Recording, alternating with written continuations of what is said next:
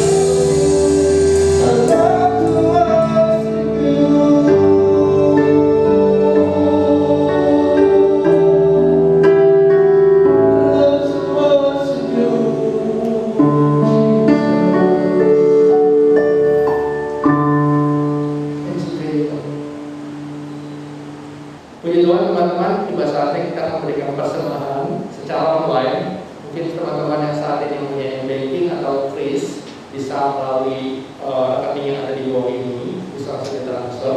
Dan juga untuk teman-teman yang mungkin akan datang di minggu depan atau minggu berikutnya bisa sampai masuk melalui persembahan offline. Oke, kita siapkan hati kita akan masuk ke dalam firman Tuhan dan kita berikan persembahan yang terbaik.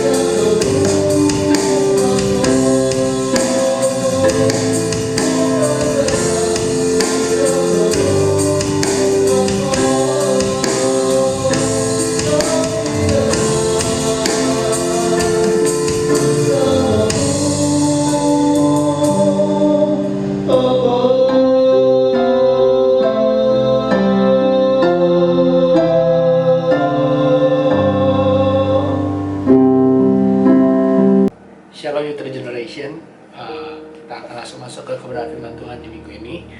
Sama-sama kita satukan hati, kita berdoa. Yesus Kristus, Tuhan, kami bersyukur kepadamu untuk hari ini, karena kasih anugerah-Mu Tuhan, kami berkumpul di rumah kami masing-masing, kami berkumpul bersama-sama untuk mengikuti streaming ibadah online pada hari ini Tuhan. Kami percaya Tuhan, dimanapun kami berada saat ini, kami dapat mengerti, memahami, dan bahkan melakukan kebenaran firman Tuhan yang akan disampaikan pada hari ini. Berkati melalui bibir hamba-Mu ini Tuhan, untuk menyampaikan apa yang Engkau rindu untuk sampaikan kepada Youth Regeneration pada hari ini Tuhan. Kami serahkan semuanya dalam tangan kuasa-Mu di dalam nama Yesus, kami berdoa. Amin. Oke, sekali lagi saya dari sini, saya sampaikan shalom, saya dari Cengkareng, jadi saya sampaikan shalom dari Cengkareng ya. Oke, kita bisa langsung masuk ke kebenaran firman Tuhan pada hari ini. Sebelumnya, di tahun 2022 ini, kita itu tahun baru ya, tahun baru itu seharusnya kita membahas sesuatu yang baru. Kenapa harus membahas sesuatu yang baru gini? Kita biasanya tahunnya memang baru, tapi cara kita hidup, cara kita beraktivitas, semuanya itu seakan-akan masih pakai cara-cara yang lama. Kayak misalnya kita masih sesuai dengan rutinitas kita yang biasa lah gitu. Nah, makanya saya rindu kita semua tahu apa sih yang sesuatu yang baru yang akan kita bahas, atau sesuatu yang baru yang akan kita lakukan di tahun 2022. Oke. Berapa minggu yang lalu kita dari tim Youth Regeneration, leader-leader, kita sempat kumpul, kita sempat bahas untuk tahun 2022. Kita punya kerinduan semua anak Youth Regeneration untuk bisa menjadi generasi penuntas destiny. Nah, generasi penuntas destiny itu apa? Gini, kita akan membagi dalam satu tahun ini, kita akan membahas sesuatu yang sesuai dengan Youth Regeneration, sesuai dengan generasi penuntas destiny. Gimana sih kita menjadi orang-orang yang bisa melakukan metode kekristenan yang benar gitu loh. Nah, yang pertama ya, kita bahas dulu gimana sih, maksudnya apa sih sesuatu yang baru, atau mungkin cara baru, metode baru 2022 itu maksudnya kita lagi bahas apa? Oke, gini, kalau misalnya kita kerja di perusahaan baru, di perusahaan A dulu misalnya kita masuk, jam kerjanya dari jam 8 pagi sampai jam 5 sore misalnya. Nah, kalau kita kerja di perusahaan B, nggak mungkin dong perusahaan B punya jam kerja yang sama, iya kan? Nah, jadi gini, kalau misalnya kita ke perusahaan yang baru, otomatis kita harus mengikuti prosedur dan peraturan di perusahaan yang baru. Kita nggak bisa pakai cara-cara di perusahaan yang lama. Nggak usah jauh-jauh deh, gini. Kalau kita ke restoran, contoh ya, ke restoran. Ada restoran-restoran yang misalnya kita harus bayar dulu, baru bisa dapat makan. Tapi ada juga restoran-restoran yang kalau kita makan, pesen dulu, makan dulu, sampai selesai baru bayar. Gitu. Mereka itu punya caranya masing-masing. Nah, saat ini kita Youth Regeneration pengen mengaplikasikan cara yang baru. Gimana? Gini, kita pengen anak-anak Youth Regeneration semuanya mengerti dulu mengenai Youth Regeneration. Nah, kita rindu Youth Regeneration itu kan singkatannya unshakable, unbreakable, unstoppable gitu ya. Nah, kita pengen itu kita semua anak-anak Youth Regeneration bisa menjadi generasi yang unshakable, unbreakable, unstoppable. Nah, apa yang akan kita bahas mengenai 3 hal ini? Kita harus punya pertama, unshakable faith, iman yang tidak tergoncangkan. Pertama itu. Nah, lalu yang kedua, unbreakable hope. Kita harus punya pengharapan yang tidak terhancurkan. Mau kayak gimana pun, pandemi kayak gimana pun, gak hancur deh, tetap berharap sama Tuhan. Yang ketiga, unstoppable love. Kita harus punya kasih, cinta pada Tuhan, pada sesama yang tidak terhentikan. Mau orang itu berlaku seperti apa kita, mau Tuhan berlaku seperti apa bersama kita harus selalu tahu Tuhan Yesus baik. Teman kita juga baik, semuanya yang terjadi dalam hidup kita itu baik. Unstoppable love. Nah, 3 hal ini yang akan kita bahas selama 1 tahun ke depan. Jadi persiapkan diri kalian. Sebelum kita masuk ke firman, saya harus jelaskan ini supaya kita mengerti secara jelas mengenai generasi penuntas destiny. Jadi at least kita semua ngerti kalau nanti, oh minggu ini kok bahasnya ini, oh minggu depan kok bahasnya ini lagi, oh minggu depan bahasnya ini lagi. Oh, jadi kita harus udah ngerti dari sekarang. Kita punya metode yang baru untuk bisa menyampaikan supaya anak-anak Yutri mengerti dan bertumbuh dengan baik dalam Kristus ya. Oke, kita akan langsung masuk di firman Tuhan di minggu ini. Kebetulan ini balik lagi nih, kita ibadah online. Jadi ini streaming online pertama di tahun 2022. Saya merasa bersyukur gitu ya, menjadi pembicara pertama ya, menjadi pembicara dan yang pertama dalam ibadah online 2022. Oke, langsung aja. Saya sebelumnya mau izin dulu nih sama koordinator youth nih ya. Jadi saya mau booking dulu untuk mungkin 3 kali pertemuan, bukan ke depan ya, maksudnya dalam 5 bulan atau 4 bulan ini kalau bisa saya dapat 3 kali pertemuan untuk anak-anak youth regeneration untuk bisa menyampaikan dengan benar mengenai unshakable faith ini. Nah, pertama kita akan bahas mengenai iman dulu ya. Jadi selama 5 bulan ke depan atau 4 bulan ke depan kita akan bahas terus menerus mengenai iman. Nah, oleh sebab itu yang pertama, di pertemuan yang pertama nanti saya akan bikinin jadi 3 bagian. Oke. Yang pertama itu tentang resonansi iman. Itu yang akan saya bahas pada hari ini, minggu ini. Lalu yang kedua kita akan bahas nanti mengenai iman yang bertumbuh. Ya, itu yang kedua. Lalu yang ketiga kita akan bahas mengenai fruitful faith, atau iman yang berbuah. Nah, jadi ada 3 tahapan yang mungkin nanti akan saya sharingkan dalam pertemuan ini dan pertemuan-pertemuan berikutnya. Itu akan nyambung ya. Oke, sebelum terlalu jauh kita akan bahas dulu mengenai resonansi iman. Ini yang pertama, resonansi iman. Saya nggak akan sharing terlalu panjang supaya kita bisa mengerti lebih jelas. Karena saya tahu ya, anak-anak muda itu semakin sering diomongin, maksudnya semakin panjang dinasehatin, itu yang masuk itu cuma sedikit gitu ya. Masuk telinga kiri, keluar telinga kanan gitu. Jadi nembus gitu ya. Oke, kita langsung masuk aja. Resonansi iman. Resonansi iman itu apa? Resonansi dulu deh. Resonansi itu apa? Nah, resonansi yang saya catat ya. Resonansi adalah sebuah peristiwa ikut bergetarnya suatu benda karena getaran atau frekuensi yang sama. Dengan kata lain, kalau benda ini bergetar dan getarannya sama, benda yang kedua nanti ikutan bergetar karena getarannya mungkin frekuensinya sama gitu ya. Nah, itu namanya resonansi iman. Nah, oleh sebab itu kita akan bahas mengenai resonansi iman. Apa hubungannya resonansi dengan iman? Nah, ini yang bagus. Kita akan mengerti lebih jelas sebelum kita terlalu jauh bahas mengenai iman yang harus kayak gimana, iman yang bertumbuh seperti apa, gimana cara yang ningkatin kapasitas iman. Wah, terlalu jauh. Nggak usah jauh-jauh, kita bahas dulu mengenai resonansi iman. Nah, resonansi iman itu berdasarkan sebuah hukum. Maksudnya gini, resonansi itu adalah sebuah nama hukum resonansi namanya. Jadi, kalau benda A bergetar dan frekuensinya di titik 10 misalnya, benda B yang frekuensinya titik 10 juga, dia akan ikut bergetar karena frekuensinya sama. Nah, maka dari itu, resonansi akan saya bahas ini gini. Kalau misalnya, contoh ya, ini contoh.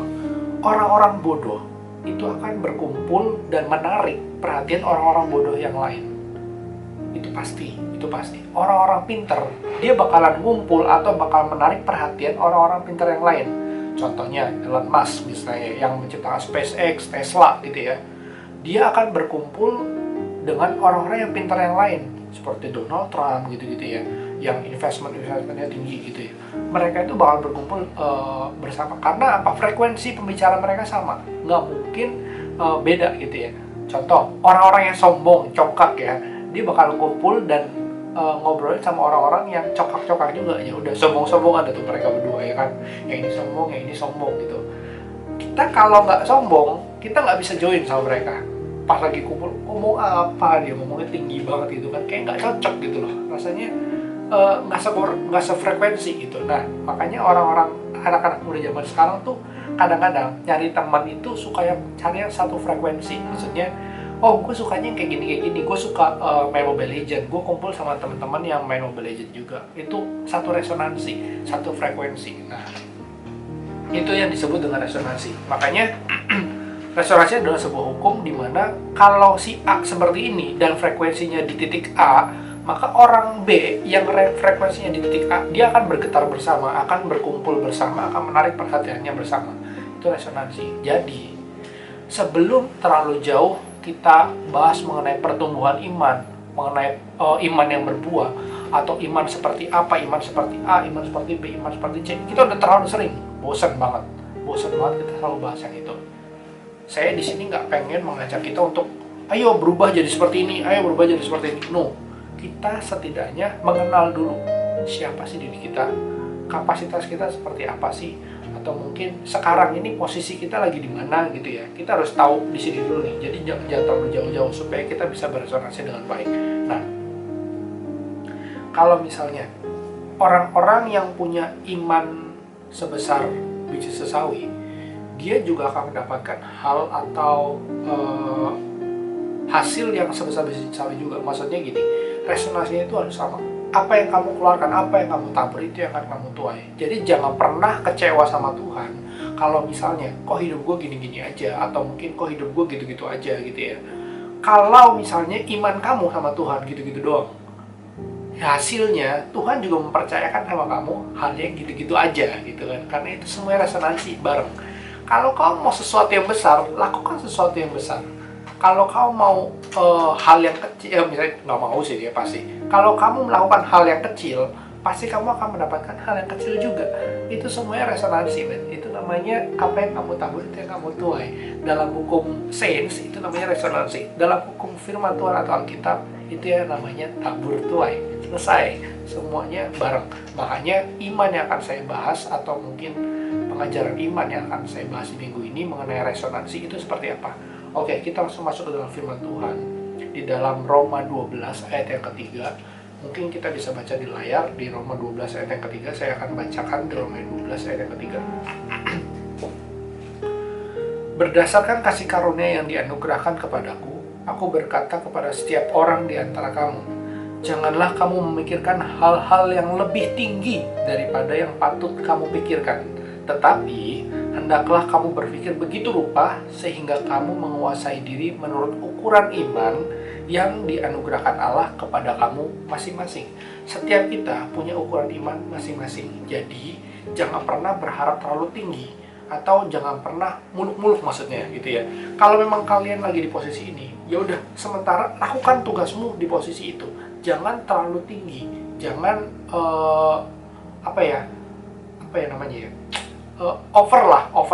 over itu nggak baik gitu kan. Karena di sini kalau dalam bahasa King James-nya itu you need to think soberly itu maksudnya gini, berpikir lebih tenang itu seperti yang kita bahas. Baca sekali lagi ya, janganlah kamu memikirkan hal-hal yang lebih tinggi daripada yang patut kamu pikirkan.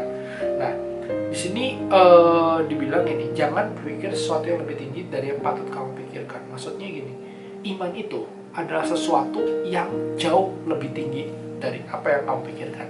Iman, itu namanya iman. Nah, masalahnya banyak orang itu suka berpikir gini, kalau misalnya gue bisa dapat yang lebih tinggi, kenapa enggak gitu ya. Rata-rata gitu ya, rata-rata orang-orang berpikir gini, gak ada salahnya bercita-cita, gak ada salahnya bermimpi gitu kan. Oke, bermimpi itu boleh, tapi untuk saat ini jangan berpikir terlalu tinggi.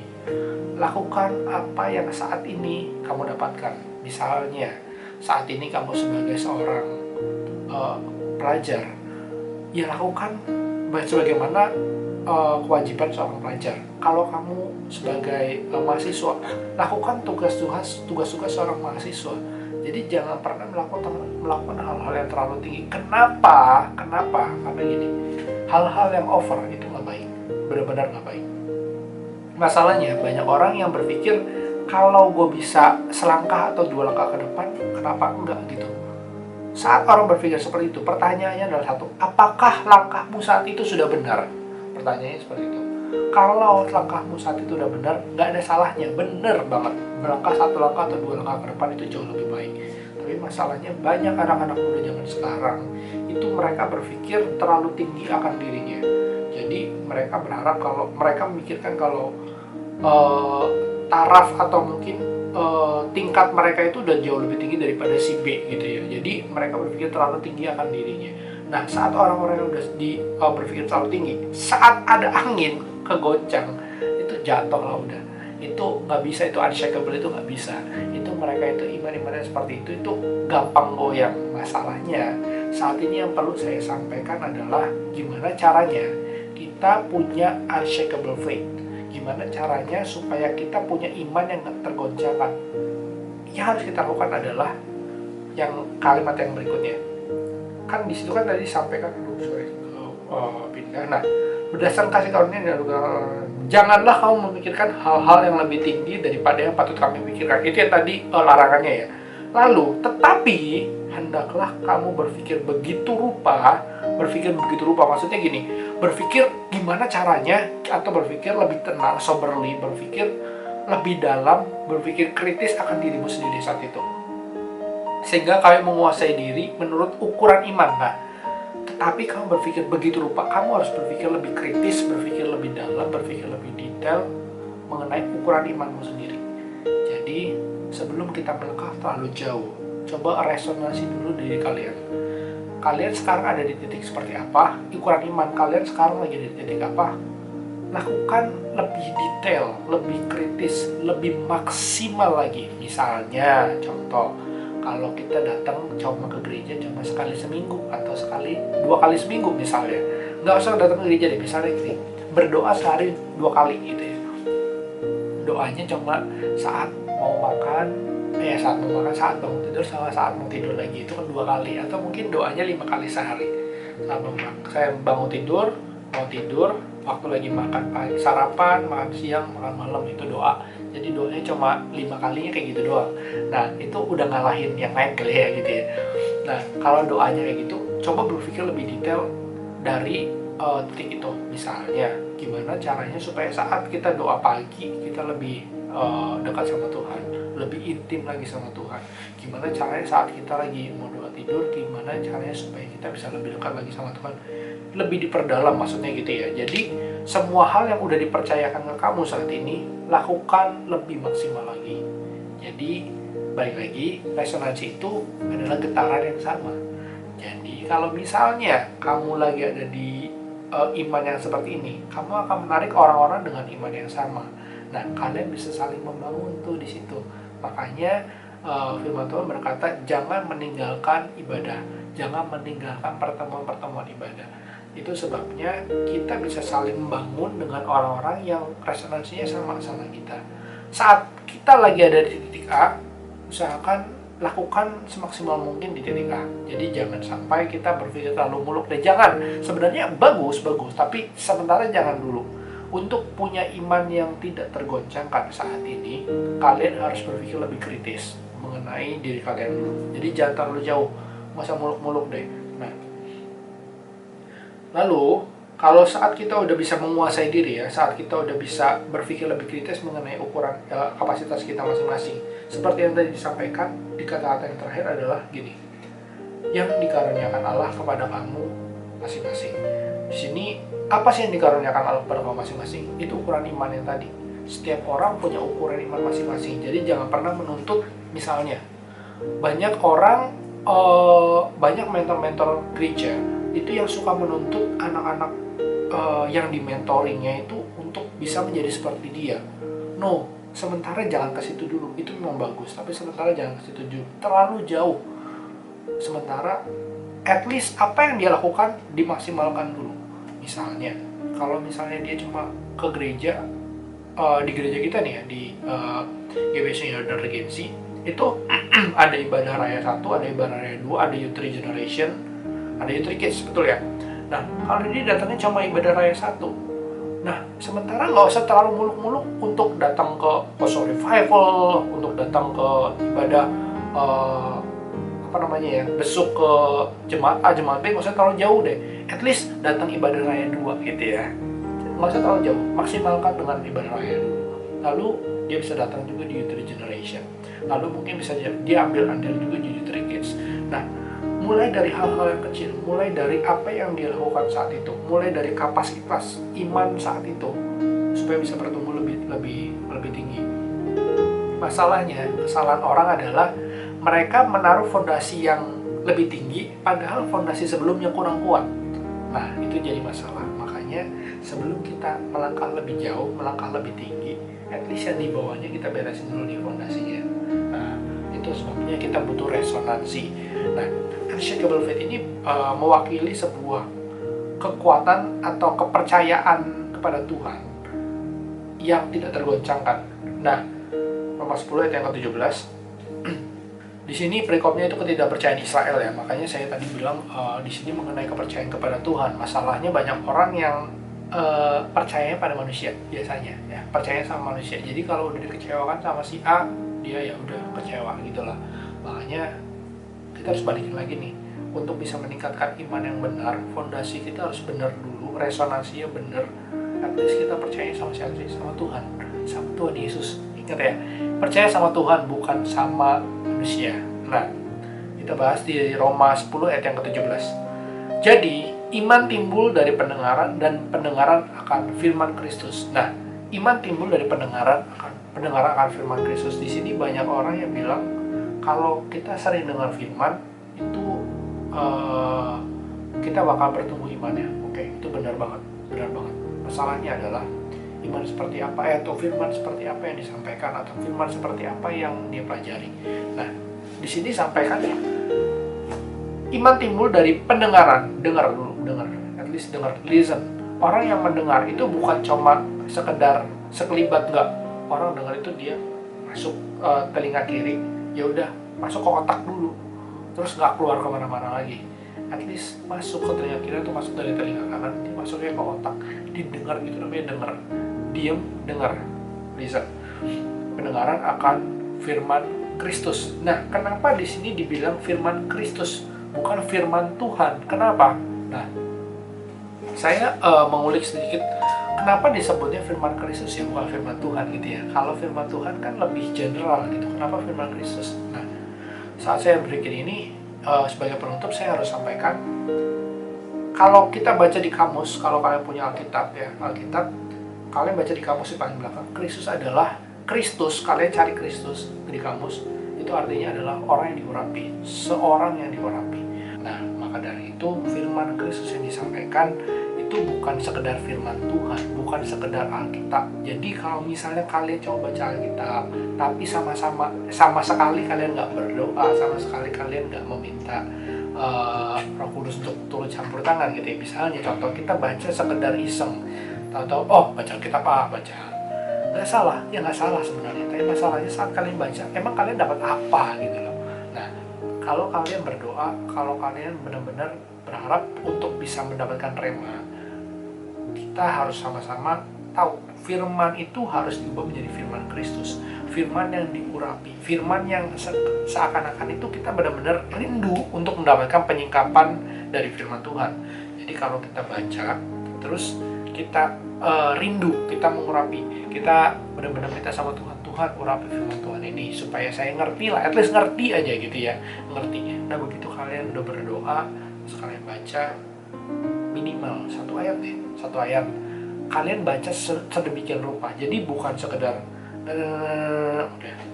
udah enggak kayak gitu. Baca, pikir lebih dalam mengenai ayat itu. Nah, maka kalian akan mendapatkan sebuah rema. Itu yang dinamakan firman Kristus, firman yang diurapi. Makanya iman kita bisa timbul, iman kita bisa bertumbuh, iman kita bisa nongol kalau kita dengar-dengaran akan firman yang diurapi, firman yang menjadi rema. Nah, makanya kalau sekedar dengar firman tapi cuma sekedar dengar doang, itu sama sekali gak ada artinya. Untuk setiap kita yang ada di rumah, mungkin yang kita udah sering dengar ya, firman Kristus yang seperti apa, sama-sama kita rindukan untuk dapat firman yang diurapi Tuhan. Itu aja. Yesus berkati. Oke, mari teman-teman sama-sama kita siapkan hati kita akan masuk perjamuan kudus. Untuk teman-teman yang ada di rumah, untuk bisa ikut perjamuan kudus, mungkin kalian bisa siapkan roti dan juga anggur, atau mungkin kalau memang kalian nggak ada, kalian bisa siapkan roti apa aja. Lalu, dan untuk anggurnya kalian bisa mungkin dari air putih atau mungkin dari teh gitu ya, yang paling gampang lah. Oke, kita akan masuk langsung dalam perjamuan kudus.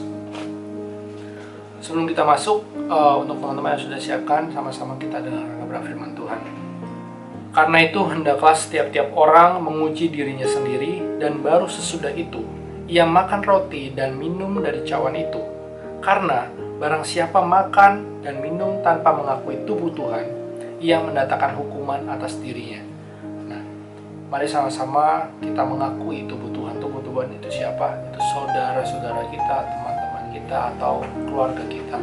Jangan sampai kita menaruh dendam, jangan sampai kita menaruh kepahitan kepada saudara-saudara kita. Sama-sama kita mengakui mereka, kita sama-sama memaafkan mereka, mengampuni mereka.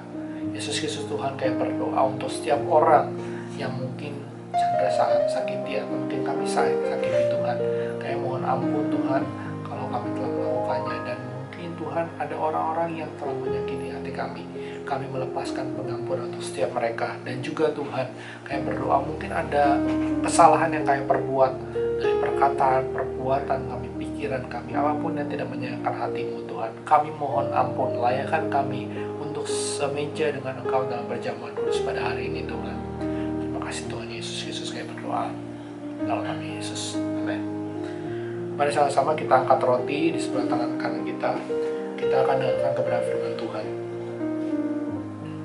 Sebab apa yang telah kuteruskan kepadamu telah aku terima dari Tuhan, yaitu bahwa Yesus pada malam waktu ia diserahkan, ia mengambil roti, dan sesudah itu ia mengucap syukur atasnya dan memecah-mecahkannya dan berkata, inilah tubuhku yang diserahkan bagi kamu. Perbuatlah ini menjadi peringatan akan aku. Mari sama-sama kita makan roti di dalam nama Tuhan Yesus Kristus.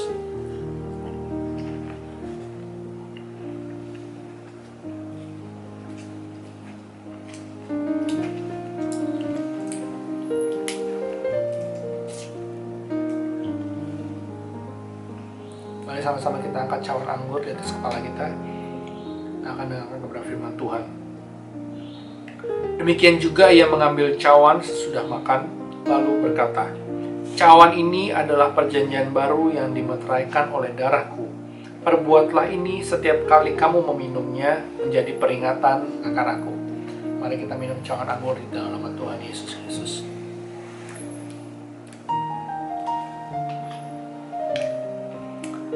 Bersyukur Tuhan buat pengorbananmu, buat kasih setiamu, buat anugerahmu yang tidak pernah habis-habisnya dalam hidup kami Tuhan. Pada hari ini Tuhan, kami bersyukur buat kasih karuniamu, buat apa yang telah Kau berikan bagi setiap kami, apa yang telah Kau korbankan bagi setiap kami Tuhan. Bahkan kebenaran firman Tuhan hari ini, kami bersyukur Bapa, izinkan kami Tuhan untuk melanjutkan setiap aktivitas kami selanjutnya, karena kami tahu Tuhan, hari ini kami mau serahkan sepanjang hari ini dalam tangan kuasa-Mu. Sebelum kita melanjutkan aktivitas kita selanjutnya, sama-sama kita angkat kedua belah tangan kita terima berkat daripada Tuhan kita Yesus Kristus. Tuhan memberkati engkau dan melindungi engkau. Tuhan menghadapkan wajahnya kepadamu dan memberikan engkau kasih karunia. Tuhan menghadapkan wajahnya kepadamu dan memberikan engkau damai sejahtera. Berkat dari Allah Bapa dan kasih karunia melalui anaknya Yesus Kristus Tuhan yang telah mati di atas kayu salib untuk mengorbankan hidupnya menebus dosa saudara dan saya, dan Dia telah mencurahkan Roh Kudus-Nya untuk menopang dan membimbing kita ke jalan yang benar, jalan yang telah ditentukannya sesuai dengan rencananya. Kita terima berkat Tuhan, kita nikmatin berkat Tuhan, dan jangan pernah lupa untuk menjadi berkat dan menjadi generasi penuntas destiny dimanapun kita berada. Di dalam nama Tuhan Yesus Kristus kami berdoa. Amin. Salam berhari Minggu, Tuhan Yesus berkati.